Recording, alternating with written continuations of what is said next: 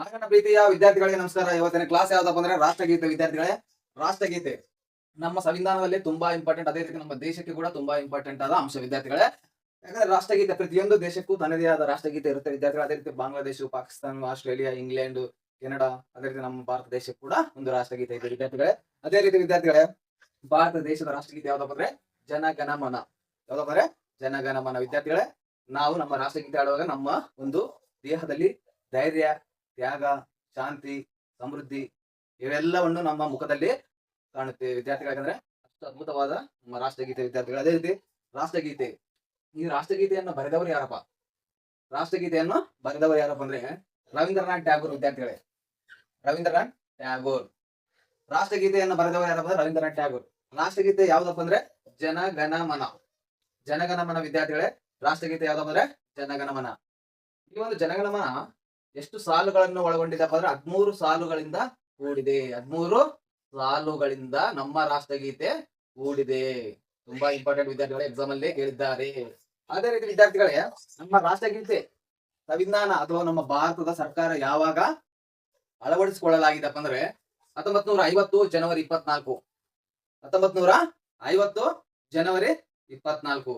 ಅದೇ ರೀತಿ ವಿದ್ಯಾರ್ಥಿಗಳೇ, ನಮ್ಮ ಒಂದು ರಾಷ್ಟ್ರಗೀತೆ ಜನಗಣಮನ ಆಡಲು ಎಷ್ಟು ಸಮಯ ಬೇಕಾಗುತ್ತದೆ? ಅಷ್ಟು ಸಮಯ ಒಳಗೆ ರಾಷ್ಟ್ರಗೀತೆಯನ್ನು ಕಂಪ್ಲೀಟ್ ಮಾಡಬೇಕಂದ್ರೆ 52 ನಿಮಿಷಗಳಲ್ಲಿ, 52 ಸೆಕೆಂಡ್ಗಳಲ್ಲಿ ಕಂಪ್ಲೀಟ್ ಮಾಡಬೇಕು. 52 ಸೆಕೆಂಡ್ಗಳಲ್ಲಿ. ಇದು PC ಅಲ್ಲಿ ಕ್ವಶನ್ ಆಗಿದೆ ಮತ್ತು FD ಅಲ್ಲಿ ಕ್ವಶನ್ ಆಗಿದೆ. ಫಸ್ಟ್ ಡಿವಿಷನ್ ಅಸಿಸ್ಟೆಂಟ್ ಅಲ್ಲಿ ಕ್ವಶನ್ ಆಗಿದೆ. ಅದೇ ರೀತಿ PSI ಅಲ್ಲಿ ಕೂಡ ಕ್ವಶನ್ ಆಗಿದೆ. ವಿದ್ಯಾರ್ಥಿಗಳೇ, ನಮ್ಮ ಒಂದು ರಾಷ್ಟ್ರಗೀತೆ ಆಡಲು ಗರಿಷ್ಠ ಅವಧಿ ಎಷ್ಟಪ್ಪ ಅಂದ್ರೆ 52 ಸೆಕೆಂಡ್ಗಳು.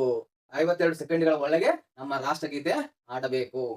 ಅದೇ ರೀತಿ ವಿದ್ಯಾರ್ಥಿಗಳೇ, ನಮ್ಮ ಒಂದು ರಾಷ್ಟ್ರಗೀತೆಯನ್ನು ಮೊಟ್ಟ ಮೊದಲ ಬಾರಿಗೆ ನಾವು ಸ್ವಾತಂತ್ರ್ಯ ಸಿಕ್ಕುಕ್ಕಿಂತ ಮುಂಚೆನೆ ಆಡಿದ್ದಾರೆ ವಿದ್ಯಾರ್ಥಿಗಳೇ, ಕಾಂಗ್ರೆಸ್ ಅಧಿವೇಶನ. ಅದು ಯಾವ ಕಾಂಗ್ರೆಸ್ ಅಧಿವೇಶನ ಅಂದ್ರೆ ಕೋಲ್ಕತ್ತಾ ಅಥವಾ ಕಲ್ಕತ್ತಾ ಕಾಂಗ್ರೆಸ್ ಅಧಿವೇಶನದಲ್ಲಿ ಆಡಲಾಗಿದೆ.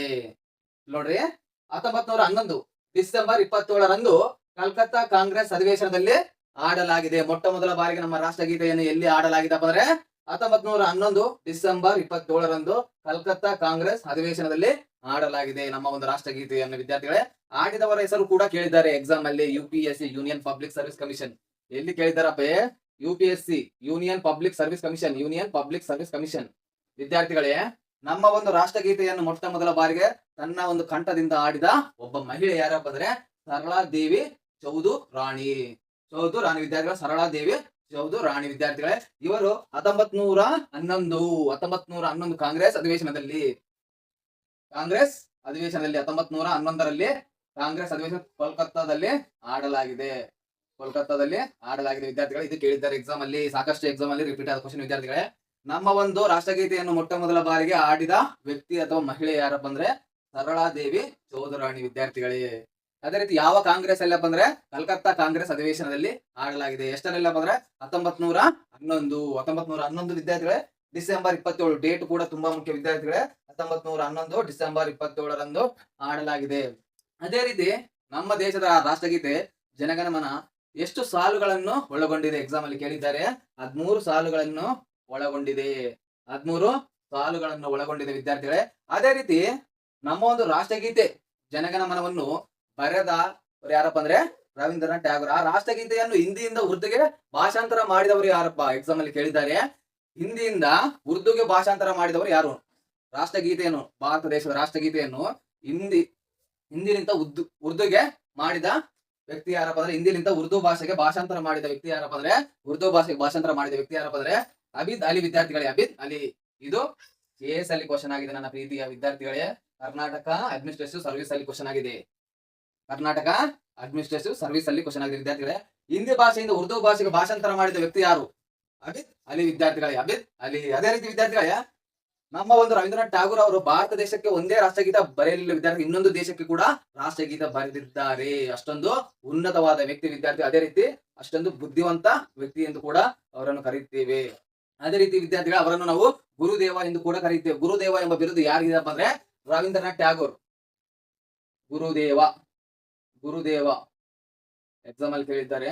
ಗುರುದೇವ ಎಂಬ ಬಿರುದು ಯಾರಿಗಿದೆಪ್ಪ ಅಂದ್ರೆ ರವೀಂದ್ರನಾಥ್ ಟ್ಯಾಗೋರ್ ವಿದ್ಯಾರ್ಥಿಗಳೇ. ಗುರುದೇವ ಎಂಬ ಬಿರುದು ರವೀಂದ್ರನಾಥ್ ಟ್ಯಾಗೋರ್ ಅವರಿಗಿದೆ. ಅದೇ ರೀತಿ ಗುರುದೇವ ಎಂದು ಕರೆದವರು ಯಾರಪ್ಪ? ಗುರುದೇವ ಎಂದು ಕರೆದವರು ಯಾರಂದ್ರೆ ಮಹಾತ್ಮ ಗಾಂಧೀಜಿ, ನಮ್ಮ ರಾಷ್ಟ್ರೀಯ ಪಿತಾ, ನಮ್ಮ ರಾಷ್ಟ್ರ ಪಿತಾ ಮಹಾತ್ಮ ವಿದ್ಯಾರ್ಥಿಗಳೇ, ಮಹಾತ್ಮ ಗಾಂಧೀಜಿ, ನಮ್ಮ ಮಹಾತ್ಮ ಗಾಂಧೀಜಿ ವಿದ್ಯಾರ್ಥಿಗಳೇ ರವೀಂದ್ರನಾಥ್ ಟ್ಯಾಗೂರ್ ಅವರನ್ನು ಗುರುದೇವ ಎಂದು ಕರೆದಿದ್ದಾರೆ. ರವೀಂದ್ರನಾಥ್ ಟ್ಯಾಗೂರ್ ಅವರನ್ನು ಗುರುದೇವ ಎಂದು ಕರೆದಿದ್ದಾರೆ ವಿದ್ಯಾರ್ಥಿಗಳೇ. ಅದೇ ರೀತಿ ಅಂತಹ ಮಹತ್ ಪಂಡಿತನಾದ ರವೀಂದ್ರನಾಥ್ ಟ್ಯಾಗೂರ್ ಅವರು ಬಾಂಗ್ಲಾದೇಶಕ್ಕೆ ಅಮರ್ ಸೋನಾ ಬಾಂಗ್ಲಾ ಎಂದು ರಾಷ್ಟ್ರಗೀತೆ ಬರೆದಿದ್ದಾರೆ. ಅಮರ್ ಸೋನಾ ಎಂದು ರಾಷ್ಟ್ರಗೀತೆ ಬರೆದಿದ್ದಾರೆ ವಿದ್ಯಾರ್ಥಿಗಳೇ. ಅದೇ ರೀತಿ ಅಮರ್ ಸೋನಾವನ್ನು ಇಂಗ್ಲಿಷ್ ಅಲ್ಲಿ ಏನೆಂದು ಕರೀತೇವೆ ಅಂದ್ರೆ ಮೈ ಗೋಲ್ಡನ್ ಬೆಂಗಾಲ್ ಅಥವಾ ಅಮರ್ ಸೋನಾ ಬಾಂಗ್ಲಾ ಎಂದು ರಾಷ್ಟ್ರಗೀತೆ ಬಾಂಗ್ಲಾದೇಶಕ್ಕೆ ಇದೆ ವಿದ್ಯಾರ್ಥಿಗಳೇ. ಅದೇ ರೀತಿ ಈ ಒಂದು ಅಮರ್ ಸೋನಾ ಬಾಂಗ್ಲಾ ಎಷ್ಟು ಸಾಲುಗಳನ್ನು ಒಳಗೊಂಡಿದೆ ಅಂದ್ರೆ 10 ಸಾಲುಗಳನ್ನು ಒಳಗೊಂಡಿದೆ. 10 ಸಾಲುಗಳನ್ನು ಒಳಗೊಂಡಿದೆ ವಿದ್ಯಾರ್ಥಿಗಳೇ. ಅದೇ ರೀತಿ ಇವರಿಗೆ ರವೀಂದ್ರನಾಥ್ ಟ್ಯಾಗೂರ್ ಅವರಿಗೆ ನೊಬೆಲ್ ಪ್ರಶಸ್ತಿ ಕೂಡ ಸಿಕ್ಕಿದೆ. ಯಾಕಪ್ಪ ಅಂದ್ರೆ ಸಾಹಿತ್ಯ ವಿಭಾಗದಲ್ಲಿ 2 ರಾಷ್ಟ್ರಗಳಿಗೆ ರಾಷ್ಟ್ರಗೀತೆಯನ್ನು ಬರೆದ ವ್ಯಕ್ತಿ. ಆದ್ದರಿಂದ ಆತನ ಒಂದು ಒಳ್ಳೆಯ ಕೆಲಸವನ್ನು ಮೆಚ್ಚಿ ಪ್ರಪಂಚದ ಅತ್ಯುನ್ನತ ಪ್ರಶಸ್ತಿಯಾದ ನೊಬೆಲ್ ಪ್ರಶಸ್ತಿಯನ್ನು 1913ರಲ್ಲಿ ನೀಡಲಾಗಿದೆ. 1913ರಲ್ಲಿ ನೀಡಲಾಗಿದೆ ವಿದ್ಯಾರ್ಥಿಗಳೇ. 1913ರಲ್ಲಿ ನೀಡಲಾಗಿದೆ ನೊಬೆಲ್ ಪ್ರಶಸ್ತಿ ವಿದ್ಯಾರ್ಥಿಗಳೇ. ಪ್ರಪಂಚದ ಅತ್ಯುನ್ನತ ಪ್ರಶಸ್ತಿ ಯಾವುದಪ್ಪ ಅಂದ್ರೆ ನೊಬೆಲ್ ಪ್ರಶಸ್ತಿ. ಪ್ರಪಂಚದ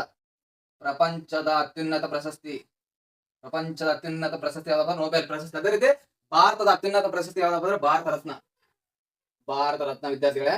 ಭಾರತ ರತ್ನ. ಅದೇ ರೀತಿ ವಿದ್ಯಾರ್ಥಿಗಳೇ ಮತ್ತೊಮ್ಮೆ ಚೆನ್ನಾಗಿ ಕೇಳಿ ವಿದ್ಯಾರ್ಥಿಗಳೇ, ರಾಷ್ಟ್ರಗೀತೆ ಯಾವ್ದಪ್ಪ? ನಮ್ಮ ದೇಶದ ರಾಷ್ಟ್ರಗೀತೆ ಯಾವ್ದಪ್ಪ ಅಂದ್ರೆ ಜನಗಣಮನವನ್ನು ಬರೆದವರು ಯಾವ್ದಪ್ಪ ಅಂದ್ರೆ ರವೀಂದ್ರನಾಥ್ ಟ್ಯಾಗೂರ್ ಅಥವಾ ಗುರುದೇವ ಎಂದು ಕೂಡ ಕರೆಯುತ್ತೆ ಇವರನ್ನು. ಅದೇ ರೀತಿ ವಿದ್ಯಾರ್ಥಿಗಳೇ ಈ ಒಂದು ರಾಷ್ಟ್ರಗೀತೆಯನ್ನು ನಮ್ಮ ಭಾರತ ಸರ್ಕಾರ ಮತ್ತು ನಮ್ಮ ಸಂವಿಧಾನ ಅಳವಡಿಕೆ ಯಾವಾಗ ಮಾಡಿಕೊಳ್ಳಲಾಯ್ತಪ್ಪ ಅಂದ್ರೆ 1950 ಜನವರಿ 24ರಂದು ಅಳವಡಿಕೆ ಮಾಡಲಾಯಿತು. ಅದೇ ರೀತಿ ಅಳವಡಿಸಿಕೊಂಡಿದ್ದೇವೆ ವಿದ್ಯಾರ್ಥಿಗಳೇ. ಅದೇ ರೀತಿ ಈ ಒಂದು ರಾಷ್ಟ್ರಗೀತೆ 52 ಸೆಕೆಂಡ್ ಕಾಲ ಆಡಬೇಕು ವಿದ್ಯಾರ್ಥಿಗಳೇ. ಅದೇ ರೀತಿ 1911 ಡಿಸೆಂಬರ್ 27ರಂದು ಮೊಟ್ಟ ಮೊದಲ ಬಾರಿಗೆ ಕಾಂಗ್ರೆಸ್ ಅಧಿವೇಶನದಲ್ಲಿ ಕಲ್ಕತ್ತಾ ಕಾಂಗ್ರೆಸ್ ಅಧಿವೇಶನದಲ್ಲಿ ಆಡಲಾಗಿದೆ. ಇದು ಕ್ವಶನ್ ಆಗಿದೆ. ನಮ್ಮ ಒಂದು ರಾಷ್ಟ್ರಗೀತೆ ಮೊಟ್ಟ ಮೊದಲು ಎಲ್ಲಿ ಆಡಲಾಯಿತು ಅಂದ್ರೆ ಕಲ್ಕತ್ತಾ ಕಾಂಗ್ರೆಸ್ ಅಧಿವೇಶನದಲ್ಲಿ 1911ರಲ್ಲಿ ಆಡಲಾಯಿತು ವಿದ್ಯಾರ್ಥಿಗಳು. ಅದೇ ರೀತಿ ವಿದ್ಯಾರ್ಥಿಗಳೇ ಈ ಒಂದು ಕಲ್ಕತ್ತಾ ಅಧಿವೇಶನದಲ್ಲಿ ಆಡಿದ ವ್ಯಕ್ತಿ ಯಾರಪ್ಪ ಅಂದ್ರೆ ಸರಳಾದೇವಿ ಚೌಧರಾಣಿ ವಿದ್ಯಾರ್ಥಿಗಳೇ. ಅದೇ ರೀತಿ ವಿದ್ಯಾರ್ಥಿಗಳೇ ಸರಳಾದೇವಿ ಚೌಧರಾಣಿ ವಿದ್ಯಾರ್ಥಿಗಳೇ. ಅದೇ ರೀತಿ ಇವರ ತಮ್ಮ ಇಂಪಾದ ಕಂಠದಿಂದ ಆಡಿದ್ದಾರೆ ವಿದ್ಯಾರ್ಥಿಗಳು. ತುಂಬಾ ಅದ್ಭುತವಾಗಿ ಆಡಿದ್ದಾರೆ. ಅದೇ ರೀತಿ ವಿದ್ಯಾರ್ಥಿಗಳೇ ನಮ್ಮ ಒಂದು ರಾಷ್ಟ್ರಗೀತೆ 13 ಸಾಲುಗಳಿಂದ ಒಳಗೊಂಡಿದೆ. ಅದೇ ರೀತಿ ಹಿಂದಿ ಭಾಷೆಯಿಂದ ಉರ್ದು ಭಾಷೆಗೆ ನಮ್ಮ ರಾಷ್ಟ್ರಗೀತೆಯನ್ನು ಹಿಂದಿ ಭಾಷೆಯಿಂದ ಉರ್ದು ಭಾಷೆಗೆ ಭಾಷಾಂತರ ಮಾಡಿದ ವ್ಯಕ್ತಿ ಯಾರಪ್ಪ ಅಂದ್ರೆ ಅಬಿದ್ ಅಲಿ ವಿದ್ಯಾರ್ಥಿಗಳು. ಅದೇ ರೀತಿ ರಾಷ್ಟ್ರಗೀತೆಯನ್ನು ಬರೆದವರು ನಮ್ಮ ದೇಶದ ರಾಷ್ಟ್ರಗೀತೆಯನ್ನು ಬರೆದವರು ರವೀಂದ್ರನಾಥ್ ಟ್ಯಾಗೂರ್. ಅದೇ ರೀತಿ ಬಾಂಗ್ಲಾದೇಶದ ರಾಷ್ಟ್ರಗೀತೆಯನ್ನು ಬರೆದವರು ರವೀಂದ್ರನಾಥ್ ಟ್ಯಾಗೂರ್ ವಿದ್ಯಾರ್ಥಿಗಳೇ. ಬಾಂಗ್ಲಾದೇಶ ರಾಷ್ಟ್ರಗೀತೆ ಯಾವ್ದಪ್ಪ ಅಂದ್ರೆ ಅಮರ್ ಸೋನಾ ಬಾಂಗ್ಲಾ, ಮೈ ಗೋಲ್ಡನ್ ಬೆಂಗಾಲ್. ಈ ಒಂದು ರಾಷ್ಟ್ರಗೀತೆ 10 ಸಾಲುಗಳನ್ನು ಒಳಗೊಂಡಿದೆ. ಅದೇ ರೀತಿ ವಿದ್ಯಾರ್ಥಿಗಳೇ ಭಾರತಕ್ಕೂ ಮತ್ತು ಬಾಂಗ್ಲಾದೇಶಕ್ಕೂ 2 ರಾಷ್ಟ್ರಗೀತೆಗಳನ್ನು ಬರೆದ ಕಾರಣದಿಂದ ಸಾಹಿತ್ಯ ಕ್ಷೇತ್ರದಲ್ಲಿ 1913ರಲ್ಲಿ ರವೀಂದ್ರನಾಥ್ ಟ್ಯಾಗೂರ್ ಅವರಿಗೆ ಪ್ರಪಂಚದ ಅತ್ಯುನ್ನತ ಪ್ರಶಸ್ತಿಯಾದ ನೊಬೆಲ್ ಪ್ರಶಸ್ತಿಯನ್ನು ಕೊಡಲಾಗಿದೆ ವಿದ್ಯಾರ್ಥಿಗಳೇ. ನಮ್ಮ ರಾಷ್ಟ್ರಗೀತೆ ಯಾವ್ದಪ್ಪ ಅಂದ್ರೆ ಜನಗಣಮನ. ಅದೇ ರೀತಿ ವಿದ್ಯಾರ್ಥಿಗಳೇ ನಮ್ಮ ರಾಷ್ಟ್ರಗೀತೆ ಜನಗಣಮನ. ನಮ್ಮ ರಾಷ್ಟ್ರ ಧ್ವಜ ಎಷ್ಟು ಬಣ್ಣಗಳಿಂದ ಕೂಡಿದೆಪ್ಪ ಅಂದ್ರೆ 3 ಬಣ್ಣಗಳಿಂದ ಕೂಡಿದೆ.